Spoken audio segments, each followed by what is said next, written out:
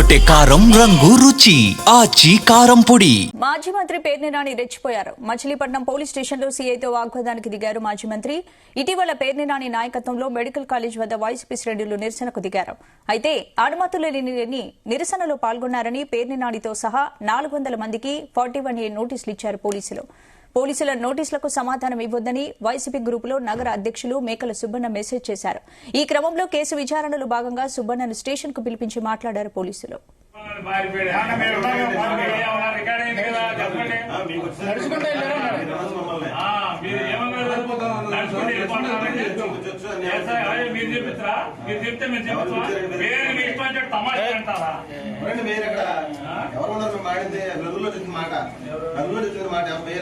ఎవరు తెలుసండి అనుకుని నవ్వుకున్నారు వాళ్ళు నవ్వుకున్నారు ఏం పర్లేదు తెచ్చే రోజు అవునండి నేను అప్పుడు గుర్తుపట్టలేదు గుర్తుపట్టాను రోజు వస్తుంది కంగారు బాబు మీరు ఏం చేస్తారు చేయండి ఊరు వేస్తారేమో అంతేనా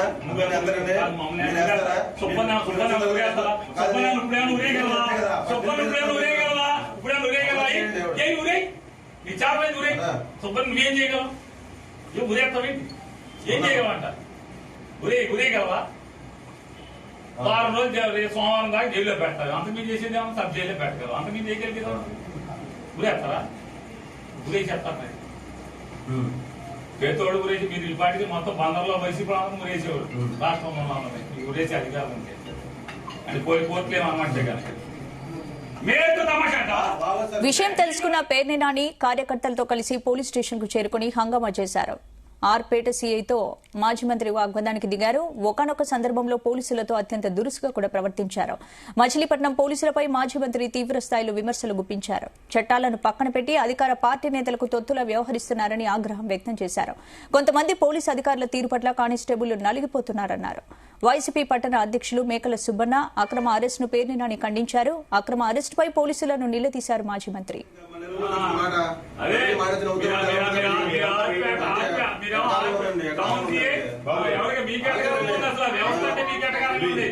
పోలీస్ వ్యవస్థ అటకారంగా ఉంది. పార్టీ కంప్లైంట్ చేయడం వల్ల మిమ్మల్ని పోటీ పెడతాం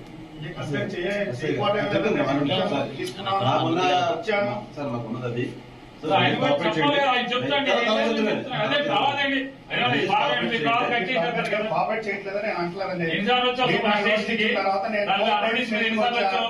నా కంప్లైంట్ ఇచ్చిన డేట్ రోజు నేను వచ్చా స్టేషన్ ఎవరు లేరండి మొత్తం తీసుకున్న తర్వాత నేను ఇచ్చిన డేట్ రోజు నేను వచ్చా స్టేషన్ ఎవరు లేరండి స్టేషన్ లో మీరు రాగానే నేను ఫోన్ చేస్తానని అన్నారు. నేను వెళ్ళిపోయా. మరుసటి రోజు ఎస్ఐ గారు సంబరాల రాంబాబు లాడ్జ్ లో దొరికాడని ఒక పోస్ట్ పెడితే 3 ఏళ్ల క్రితం తీసుకొచ్చి పెట్టాము. పెడితే 10 రోజులు రిమాండ్ లో ఉన్నాడు. తెలీదా పోలీస్ అంటే ఎట్టా ఉండతో?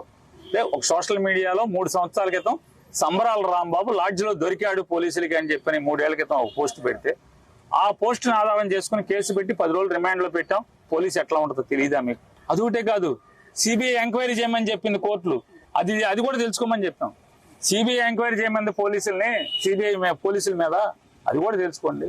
ఎంతో మందిని వదిలేయమని చెప్పింది, అది కూడా తెలుసుకోండి. మీకు అంత ధైర్యం ఉన్న జడ్జి ఉంటే వదిలించుకోండి, తెచ్చుకోండి, బెయిల్ తెచ్చుకోండి. తెచ్చుకుంటాం ఖచ్చితంగా. అంత ధైర్యం ఉన్న జడ్జిలే ఉంటారని మేము కూడా అనుకున్నాం. తెచ్చుకుంటాం. తెచ్చుకోక ఏం చేస్తాం? జడ్జిలనే వెళ్ళి కాళ్ళ మీద అక్కడే మా ప్లేట్లు పెట్టుకుంటాం, వాస్తవాలు చెప్తాం. సీసీ ఫుటేజ్ తీయండి, ఏం చేయాలి చూడండి, ఏం జరిగిందో చూడండి.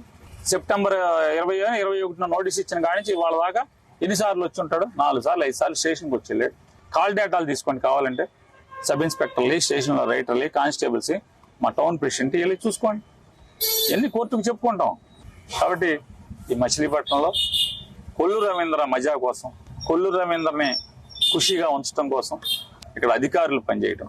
కానిస్టేబుల్స్ అయితే నలిగిపోతున్నారు, తిట్టుకుంటున్నారు వెనక్కి తిరిగి. చిచ్చి అమ్మాయి ఎందుకురా బాబు ఇట్ట వీళ్ళ దగ్గర పనిచేస్తున్నాం, గతి లేదు మనకి ఈ ఉద్యోగం తప్పితే అని. వాళ్ళకి తెలుసు ఏం జరుగుతుందో, వాళ్ళకి తెలుసు. కానిస్టేబుల్స్ కొన్ని కానిస్టేబుల్స్ ఏమన్నా వాళ్ళు ఏమన్నా 10th క్లాసు లేకపోతే 7వ క్లాస్ కాదు కదా.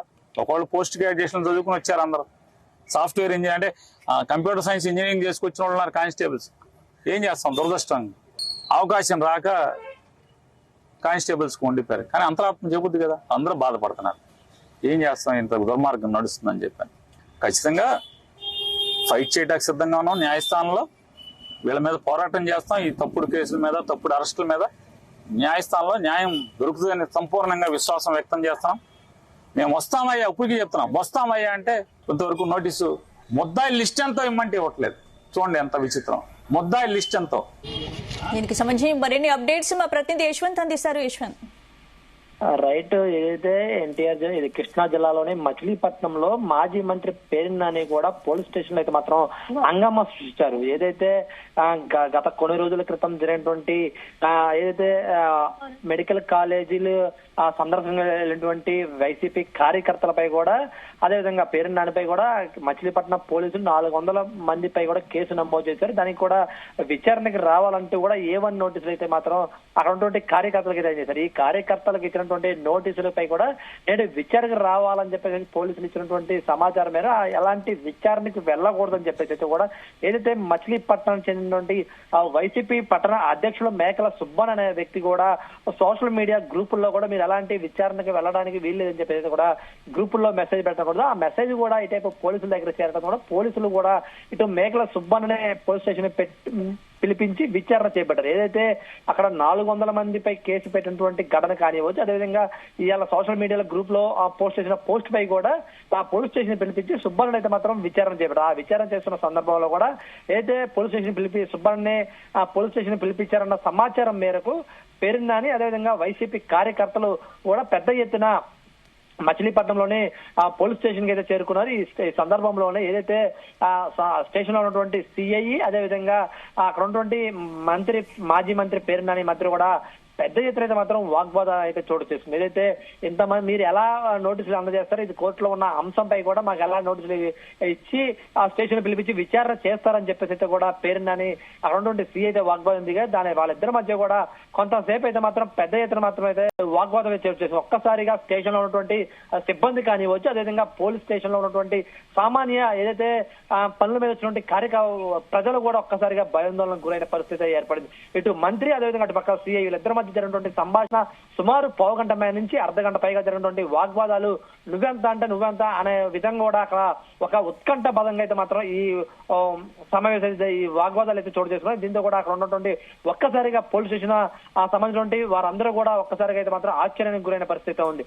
దీనిపై కూడా అక్కడ ఉన్నటువంటి పోలీసులపై కూడా పేర్ని నాని కొంత దుర్భాషలాడిన సందర్భాలు అయితే ఉన్నాయి. ఒక్కసారిగా ఆ పేర్ని నాని కూడా భాగోద్యానికి గురయ్యి అతను ఏం మాట్లాడుతున్నాడో కంట్రోల్ లేని పరిస్థితి కూడా చోటు చేసుకున్నట్లు కూడా అక్కడ ఉన్నటువంటి పోలీసులు కూడా చెప్తున్న పరిస్థితి ఉంది.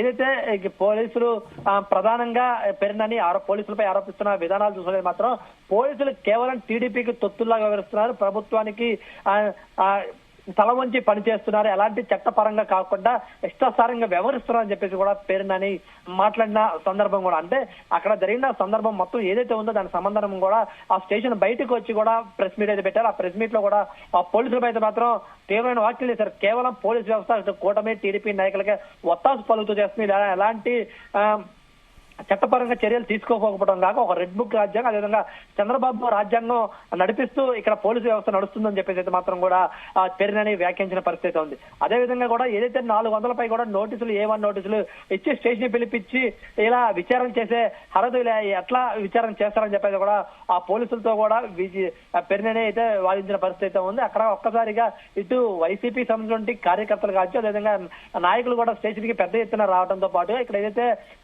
సుబ్బన్న పెట్టిన పోస్టు ఏదైతే ఉందో దీనిపై కూడా పోలీసులు అయితే మాత్రం ఒక్కసారిగా విచారణ అయితే చేపట్టారు. అదేవిధంగా కూడా స్టేషన్ లోకి వచ్చి పేర్ని నాని ఏదైతే పోలీసులతో దుర్భాషలాడిన పరిస్థితి ఉందో అదేవిధంగా ఆ పోలీసులు విధులకి ఆటంకం కలిగించారు, ఆ విధంగా కూడా పేర్ని నాని అక్కడ వ్యవహరించారని చెప్పేసి కూడా పోలీసులు కూడా చెప్తున్న పరిస్థితి కూడా ఉందని చెప్పుకోవచ్చు మనం అక్కడ. Thank you. జగన్ బయటికి వెళ్ళవా సార్ పెట్టాలి కదా, రేపు 1 గంట లోపల పెట్టాల్సింది అంటే ముందు మన ఏమవుతుంది ఇంటికి తీసుకెళ్ళాలి కదా,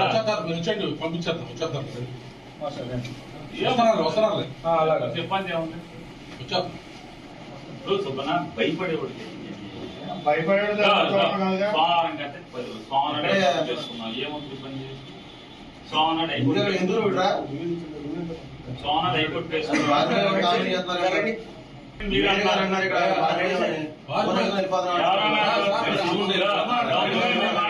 చెప్తుంటే దొంగ చెప్పండి